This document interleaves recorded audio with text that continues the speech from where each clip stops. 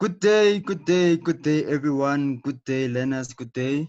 It is 1 p.m. on a Wednesday, 8th July 2020, and this is English Home Language for Grade 7. I welcome everyone who is part of our lesson today. And if you are there, can you say hi in the chat for me? Let us see who is here with us today.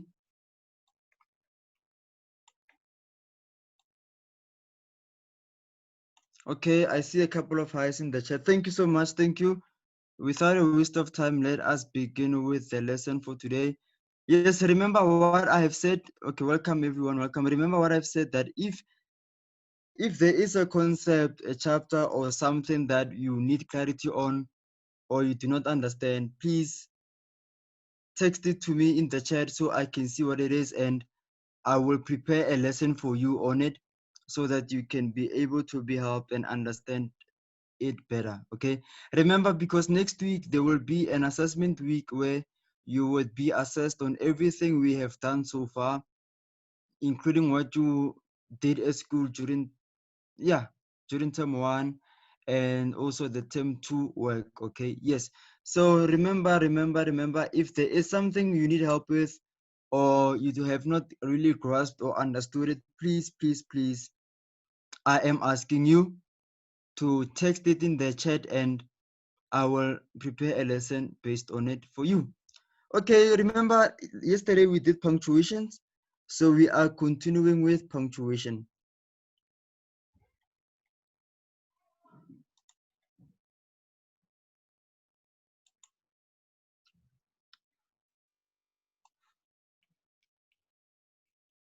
So in today's lesson, the punctuations that we will be learning about would be the apostrophe, the ellipsis, and the hyphen. Okay, capitalization is not a punctuation, but it is as important as punctuation. They are all related with each other, yes.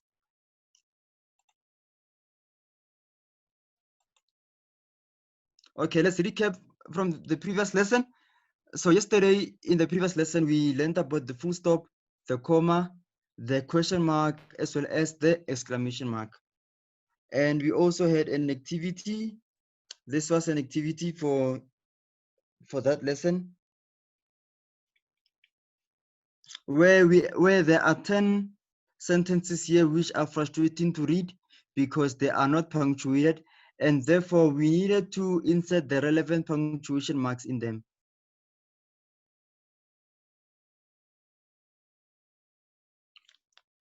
So yes, what was needed was to put the relevant question marks, the relevant punctuation marks, in them. The 4 punctuation marks that which we learned about yesterday, that is the full stop, the comma, the question mark, and the exclamation mark. Okay, yes. And here are the answers of the activity. This is what you had to do. You can take a screenshot of this. You can just look at it and see how you did it. Check if there is anything that which you do not understand so that you can ask and we can clarify it to you before we start with other punctuation marks for today's lesson.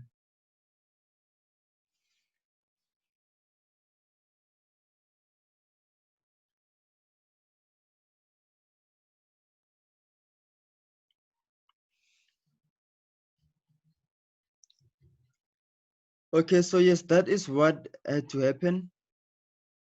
So I will just say, so yes, this is how those 10 sentences had to be punctuated so that they make sense, so that they are much and well better readable.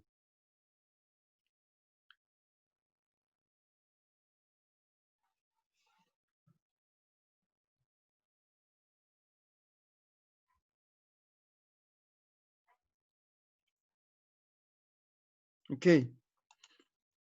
Table of contents, this is what you're doing today. We will start with the apostrophe, come with the ellipses, then the capitalization, and then we will end off the lesson with the hyphen.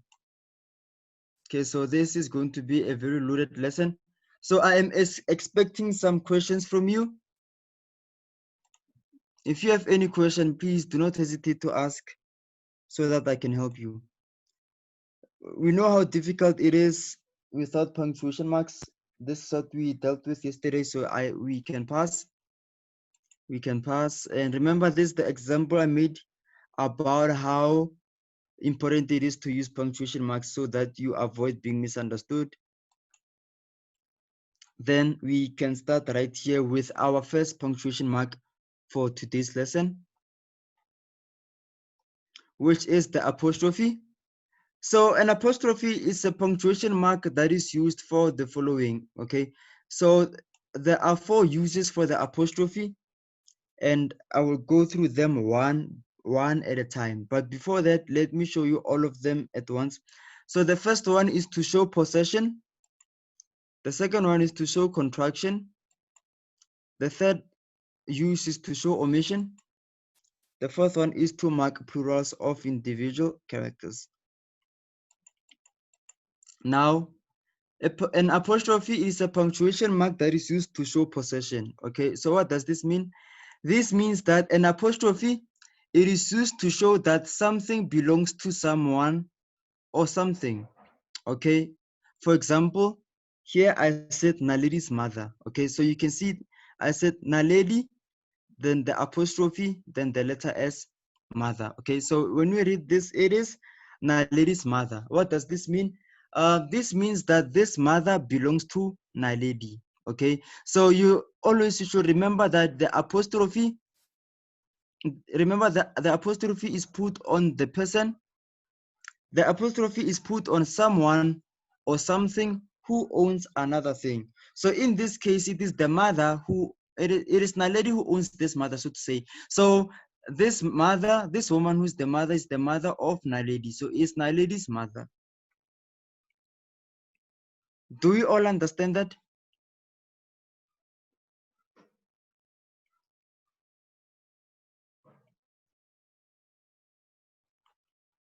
So that is Naledi's mother. The second example, we have the chicken's feathers. So this means that these are the feathers which are on the chicken.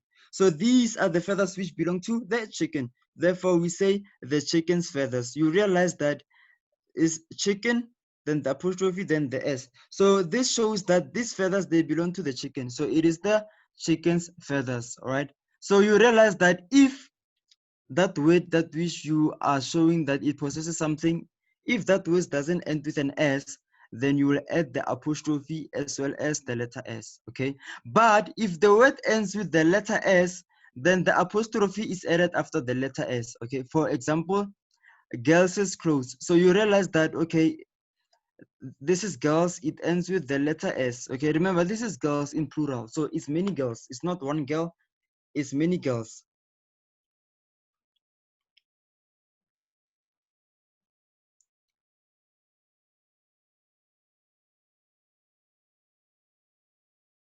So it's not one girl, it's many girls. That's why we just add the apostrophe after the S, okay? Like I've already said that if the word ends with an S, then the apostrophe is added after the S, okay? So in my example there, girls' clothes. So there's the apostrophe after the letter S on girls, okay? Then another example is happiness's shoes. So this, remember, happiness here is the name of a person. That is why I used a capital letter H. So it's happiness's clothes, sorry, happiness's shoes. So this means that these are the shoes which belongs to happiness. These are the shoes that belong to happiness. So it means that happiness possesses these shoes.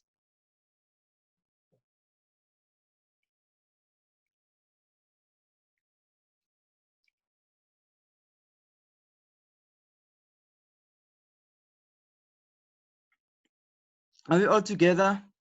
So this is what this means. This is what this means. So if you have any question, please do not hesitate to ask. I know that an apostrophe can be problematic sometimes, and I do not want that to happen. I want to make sure that this time around, it is not as problematic as we have known it to be.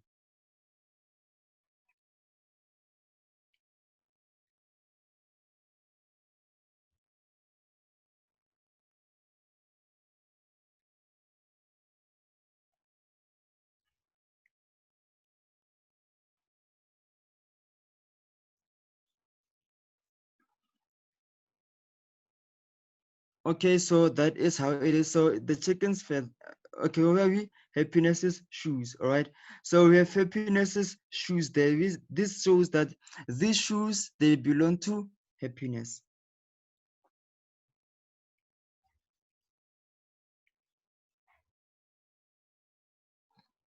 Okay.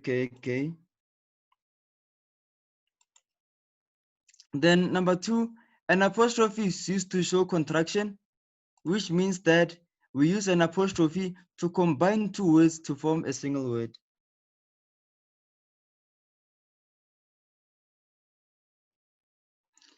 So this means then an apostrophe is used to show contraction, which means that so this is when we use an apostrophe to combine two words to form a single word.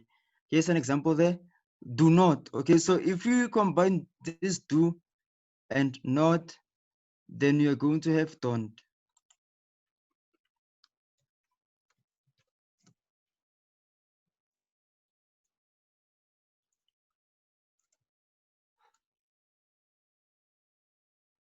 Okay, so we have do not.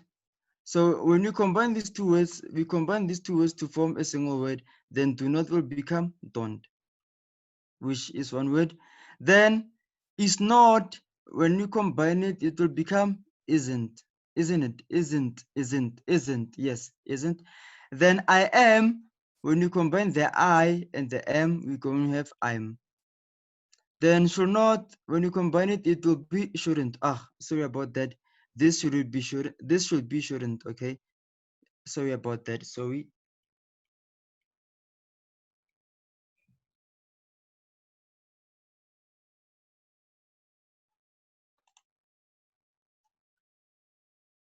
See, so yes, that is how it, so that is what that is all about. So is there any question here before I move on to the next use of an apostrophe?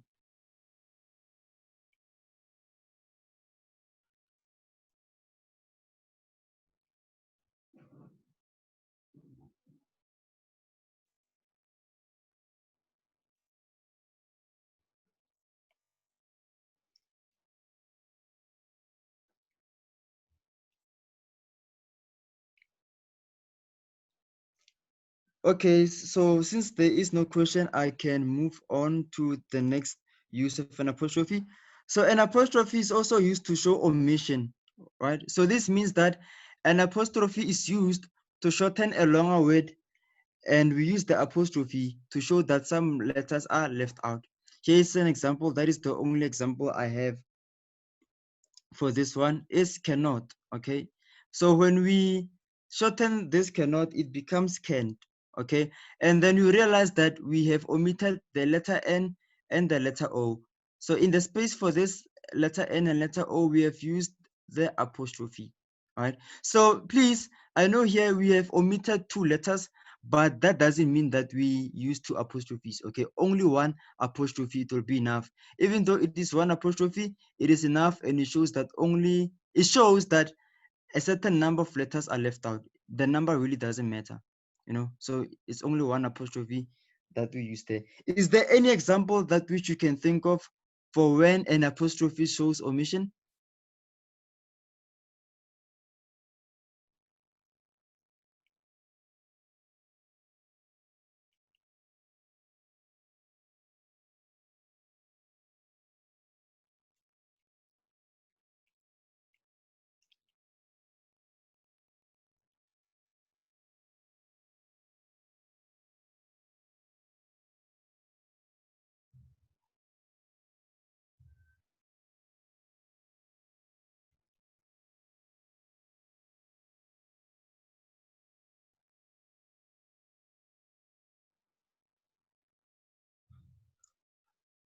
Okay, let's see. Sfiso Gumbi, you said did not is didn't. The one that which you are saying here is the one that which we just dealt with.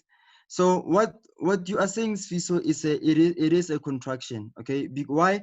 Because you are combining two words. Okay, so you are combining did and not didn't. So that is contraction. That is when you combine two words to form a single word. Okay, but here on number three, it is about shortening one longer word. Okay, it is one word which is long and we shorten it.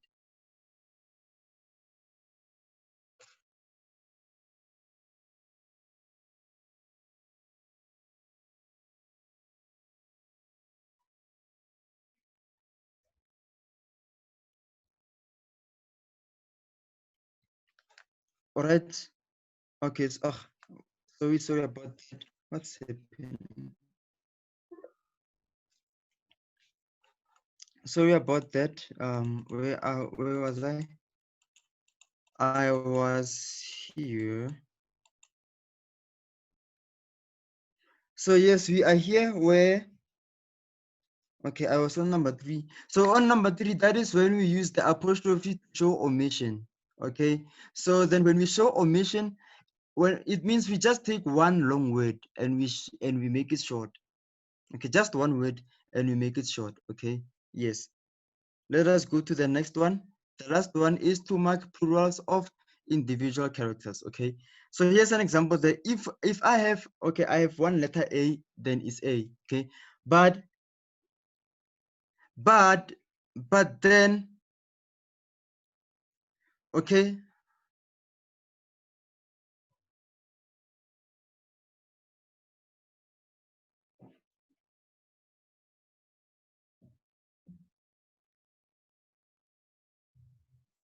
okay, but then, okay, we have the letter A.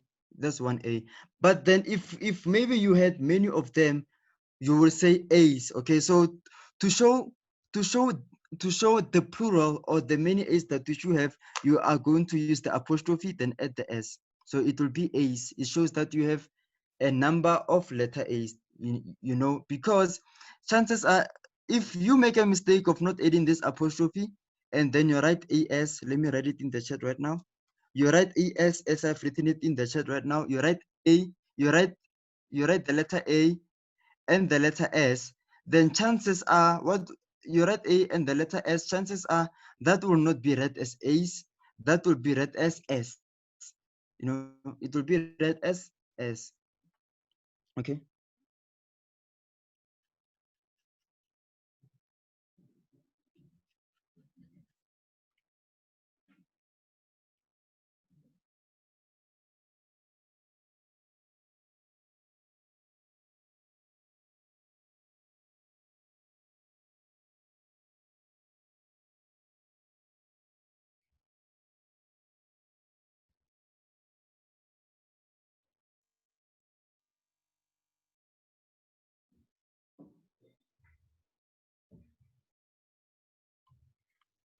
Okay, so if you do not use the apostrophe, then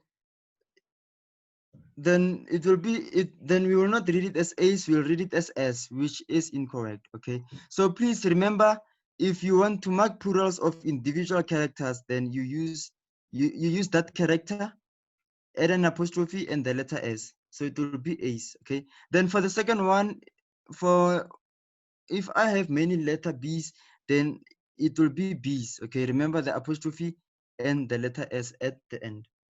Are we all together on that, or is there anyone with a question? Any question? I know apostrophe, it is a tricky punctuation mark because it has a couple of uses which may seem to really be very, very different from each other. It is not as straightforward as other punctuation marks. Therefore, please, if you have a question, please ask me. I'm just gonna wait just a few seconds to wait for your question because I know that an apostrophe really has challenges.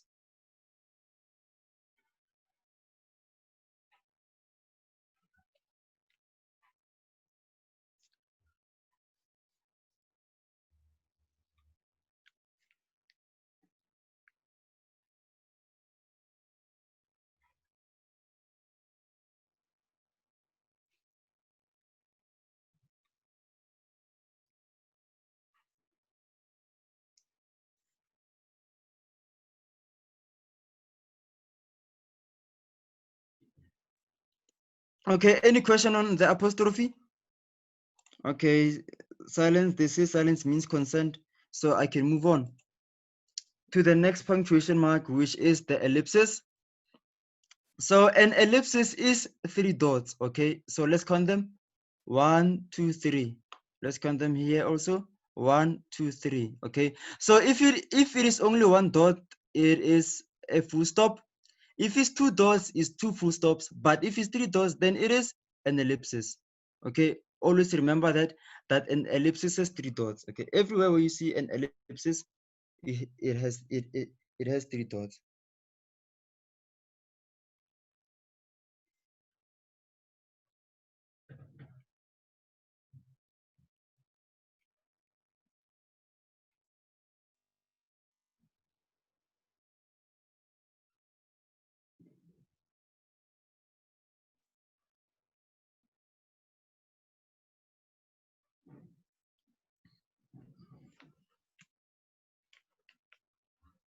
Okay, an ellipsis shows that a word,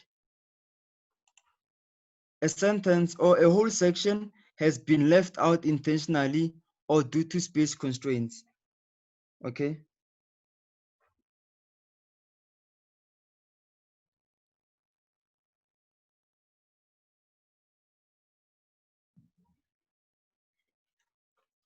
So yes, as an example, the notification panel on your smartphone, I'm sure you have really seen these three dots somewhere, sometimes in your notifications. Let me read it again.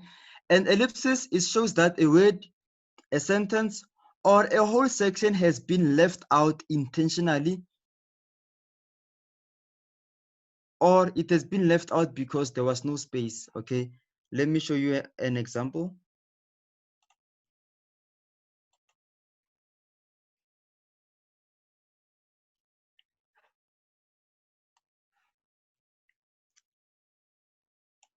Okay, here's an example.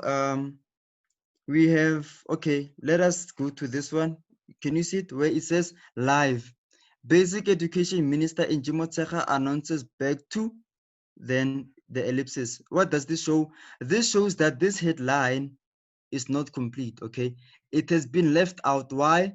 It means that the other words of this headline, they've been left out simply because there's no space for it to fit here. Okay, then as you continue to read down here, Basic Education Minister Angie Motshekga is expected, then this the ellipsis, okay? So from here we know that this word is supposed to be expected, but then it is not complete, so the D is left out. Not only that, but also the other words which comes after have been left out. How do we know that? We know that because of the ellipsis that which is introduced right here. Okay, all right. Now, what is the difference? If we go to this headline up here, it says Kemar Roach, I am a better bowler now, and it's time to reap the rewards. Okay, so here, this is the headline, and you can see that it is complete. Okay, you can see here that it is complete. So since it is complete, then there is no ellipsis. Remember, an ellipsis is only used when a word, a sentence, or a section of it has been left out because of space reasons, so yes, and yes, so that is why here there's an ellipsis, because this is not complete. Here there are ellipses because this is not complete. There are things that which are left out. Even here it says Kemar Roach tells Ali Martin that English conditions are a bowler's paradise, and why, there's the ellipsis there to show that there is more coming, but then it cannot fit here. See, so that is why, and that is how an ellipsis is used. Okay, yes, Huapili, please stick with me. I am still on the ellipsis, and you will see some examples. I think I still have another example. Yes, there is another example. I think this will answer your question, Huapili. If it doesn't, then please let me know. Okay.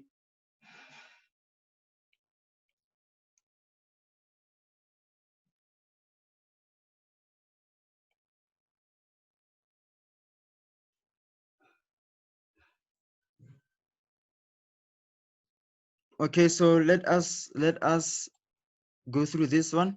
So an ellipsis also shows an unfinished thought which the reader can usually guess at. There's an example there. Wash your hands regularly with soap and water, or else. Then there is an ellipsis. So what does that ellipsis there communicate? So this ellipsis there, it is the thoughts that which you will come with after I've said this. Okay, so okay, let us really take this into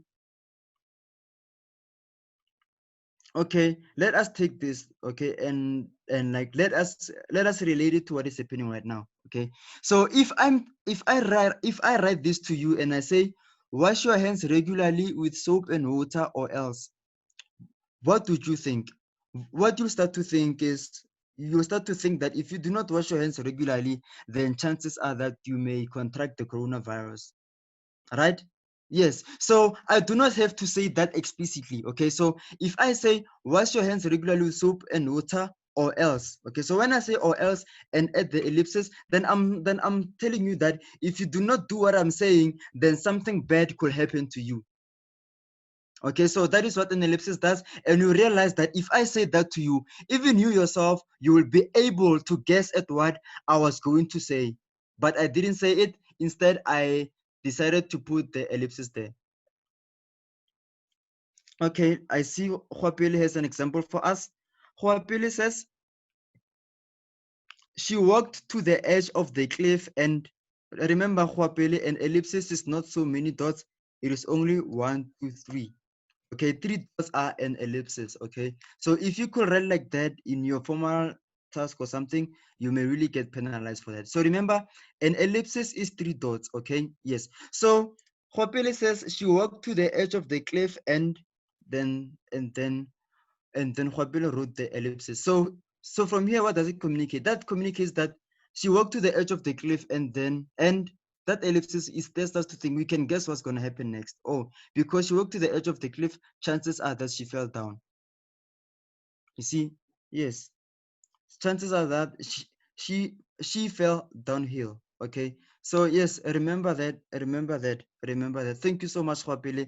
That is a very wonderful example. Okay, yes, so there are many examples of that. Okay, if it's cold now, it's very cold and you want to go outside, okay, let's say right now you want to go to the grocery store, you don't want to wear your mask. I can say, please wear your mask or else. Okay, so you can really guess what that else means, right? Especially with the ellipsis there. It means that if you do not wear your mask, chances are you may contract the virus. If you do not wear the mask, chances are you may really be turned back from the shop. Okay, they will not let you to enter into their store without you wearing a mask. So that is how things are right now. Any question about an ellipsis before we move on?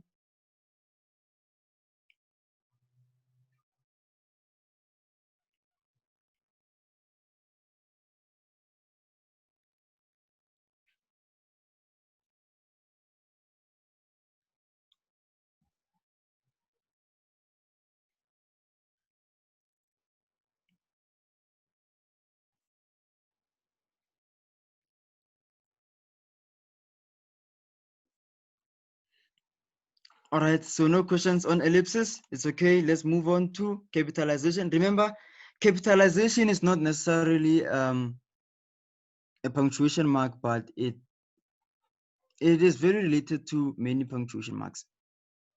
Okay, so capitalization occurs when a capital letter is used on a word. So capitalization occurs when a capital letter is used on a word. Okay, for example, happiness. So this is a word, it's just a word by itself. So it starts with a capital letter. Okay, and another thing is that capital letters are used to start a sentence, or you can say that capital letters are used at the beginning of a sentence. There is an example there. My name is Jackie. So what is the first word here?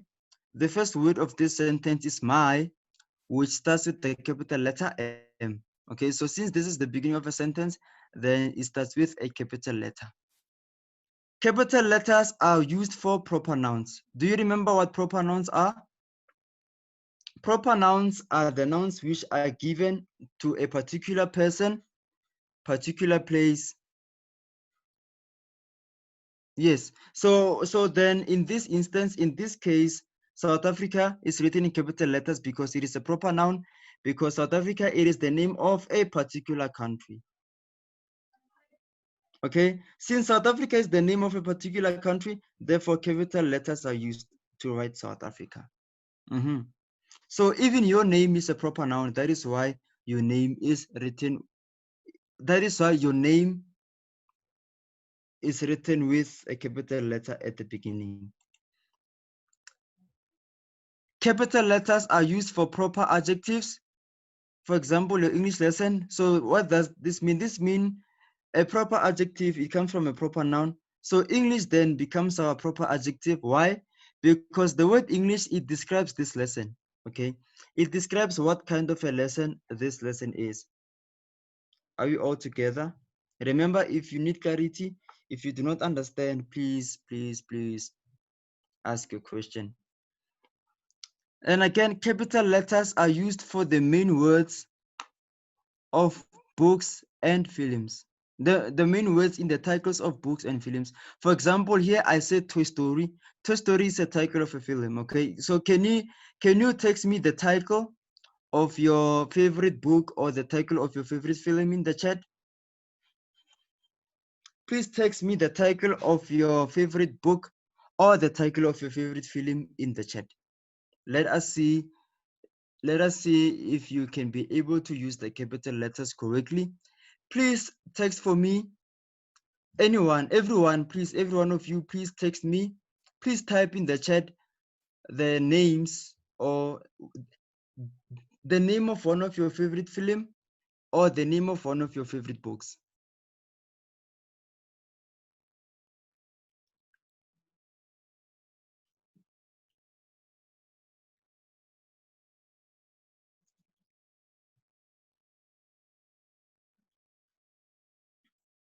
Okay, I'm still waiting, guys. Don't you have favorite books? Don't you have favorite films? Please type in the chat for me.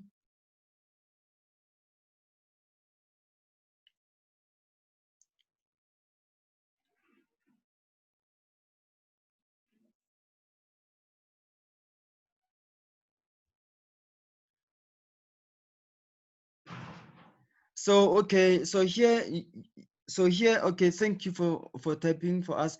But you should remember what I said. I said that you use capital letters for the main words in the titles of your books and films. Okay, so for me, I said Toy Story because this is one film I really loved as a child growing up. Okay, yes, I really love Toy Story growing up. That's why I said Toy Story there. And you realize it's capital T and capital S. So these are the main words in the title of the film Toy Story. That's why I written them in capital letters. But I see some of you so yes, Toy Story is a very popular movie. I think I think most of you know it because it is four of them. You know, at least you know one of them. Yes, because there's Toy Story 1, 2, 3, and 4. So yes, that has been my favorite movie ever since growing up. Therefore, there I put it the Toy Story. Yes. So yes, remember that, you know, especially if you're going to write a review, if it happens that you are given an activity to write a review of a film or a book, please remember this, that for the title of that book or the title of that film, you will need to write it in capital letters. Okay. Again, capital letters are used for some abbreviations or acronyms. For example, here we have RSA. What does RSA stand for? Let someone tell us what RSA stand for.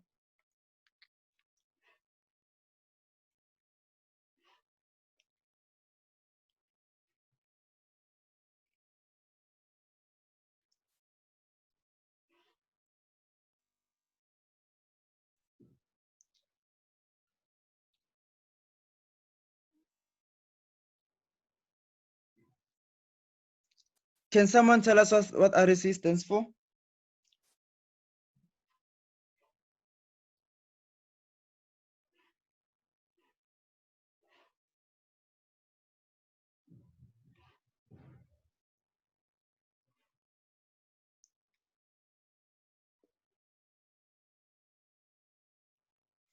Yes, thank you, Muliehi. Thank you so much. RSA stands for Republic of South Africa. All right.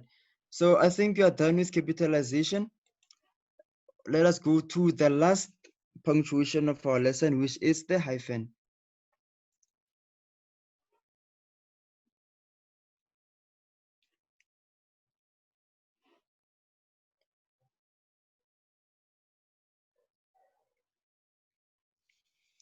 Okay, so a hyphen is used to create compound words. Okay, is used to create compound words. Here's an example there. We have well-behaved. So this well-behaved, it is created by adding the word well and the word behaved. Okay, so then well-behaved becomes our compound word. And then we come to the next one, which is three-dimensional, which is formed by the word three added with the word dimensional.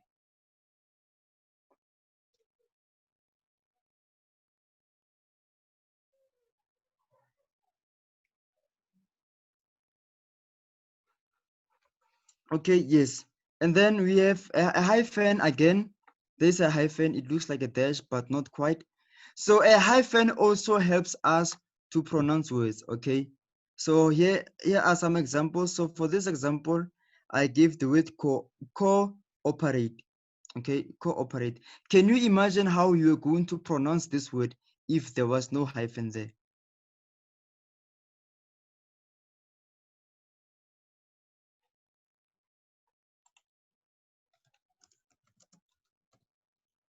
Can you imagine that if there was no hyphen there, how were you going to pronounce cooperate?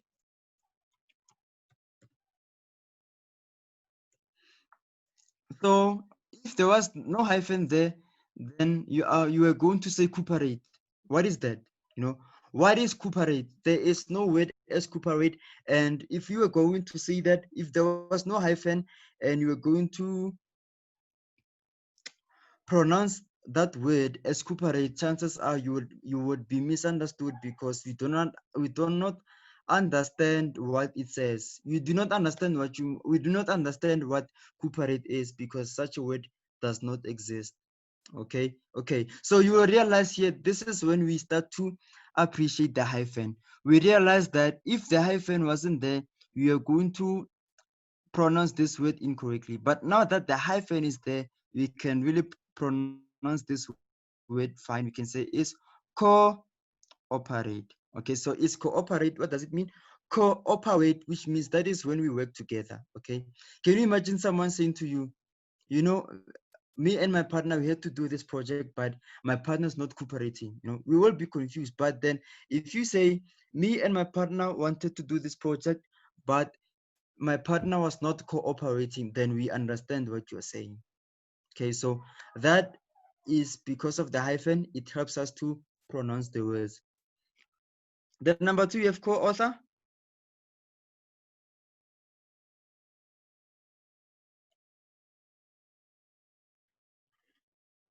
So you realize again that it is this hyphen which helps us to pronounce the word to be co-author. Yeah, right?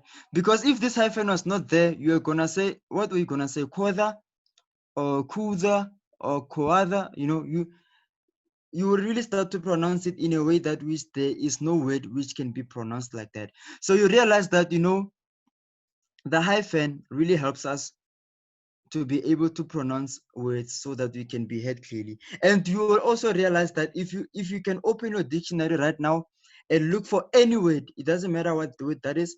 If you can look for any word in your dictionary, let's say for example, you look for the word computer, then you will see it will say com, then dash pew dash tar.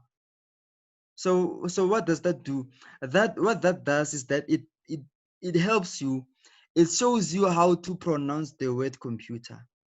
It teaches you how the word computer is pronounced. Okay, so that is where the hyphen comes. It does help us to pronounce words. So thank you so much for the hyphen. Hyphen, you rock. You're the best.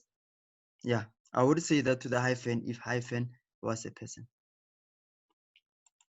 Okay, so a hyphen is used to separate two syllables of a word, especially at the end of a magazine article or a newspaper column. Okay, for example, they looked everywhere for it, they forgot that it was inside.